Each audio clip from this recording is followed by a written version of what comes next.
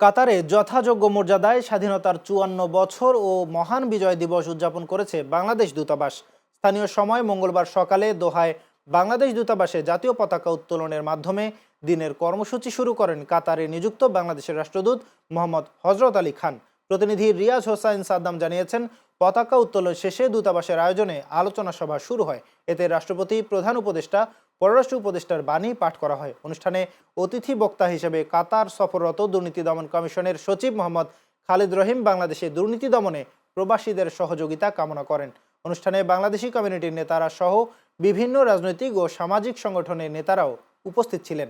এ সময় মহান বিজয় দিবস উপলক্ষে একটি প্রামাণ্যচিত্র প্রদর্শিত হয়। পরে মোরা ঝঞ্ঝার মতো উদ্দাম শিরোনামে একটি অংশগ্রহণমূলক সাংস্কৃতিক পরিবেশনা অনুষ্ঠিত হয়। এতে দেশাত্মবোধক গান, কবিতা ও নৃত্য পরিবেশিত হয়।